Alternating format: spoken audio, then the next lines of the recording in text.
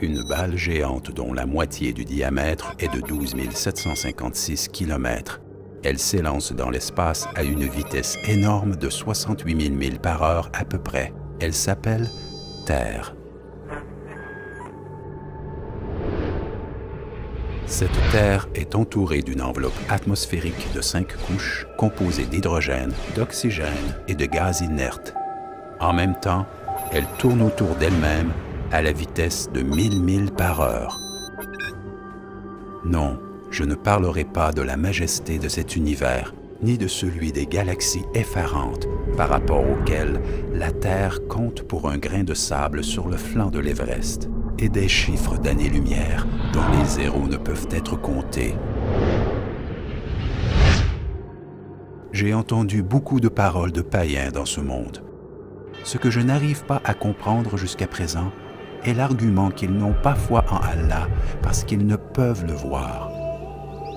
Je ne sais pas comment ils ne peuvent le voir, alors que moi, je vois tout le temps son œuvre, dans tout centimètre carré de cet univers autour de moi.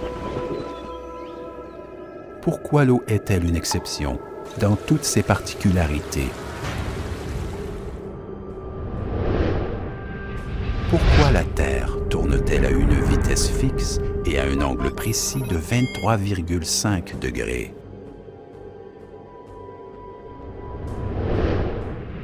Pourquoi le Soleil, malgré son éloignement, a une température effarante?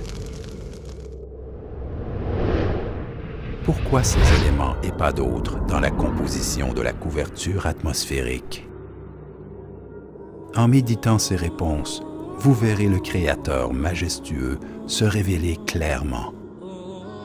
La Terre tourne autour de son axe à une vitesse de plus de 1000 milles par heure.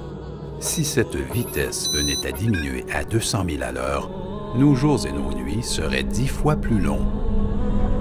Durant le jour, la température continuerait à augmenter jusqu'à nous enflammer, et la nuit, elle continuera à baisser jusqu'à nous congeler.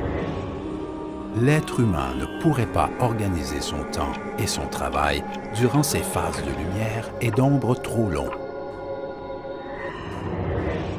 Pourquoi toutes les mesures de cet univers sont-elles ajustées dans l'intérêt d'une seule créature, la seule créature douée de raison?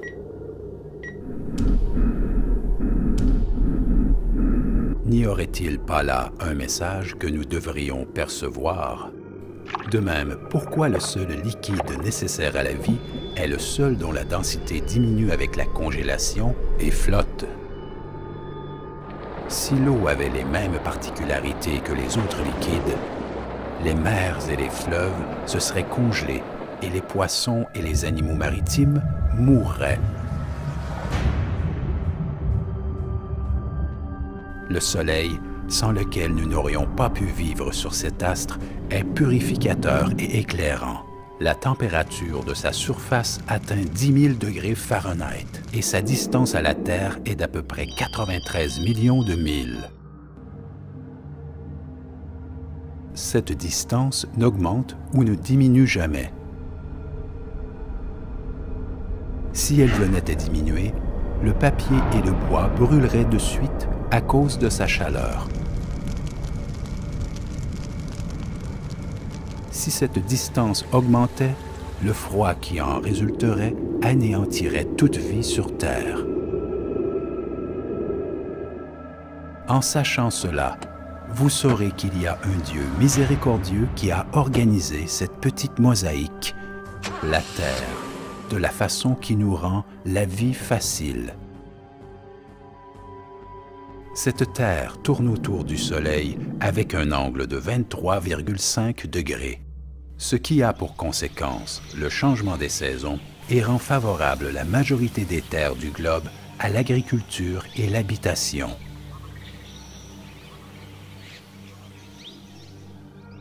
Si la Terre n'était pas penchée de cet angle précis, les saisons auraient été fixes sur toutes ses parties et les deux pôles dans le noir continuellement.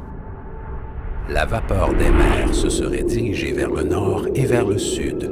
Des montagnes de neige se trouveraient en certains endroits et les déserts ailleurs.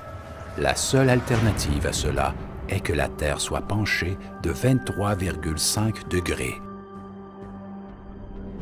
Si l'enveloppe terrestre était moins épaisse ou d'une composition différente, les météores qui circulent dans l'espace à une vitesse plus rapide qu'une balle en plomb seraient visibles la nuit et brûleraient toute chose sur Terre.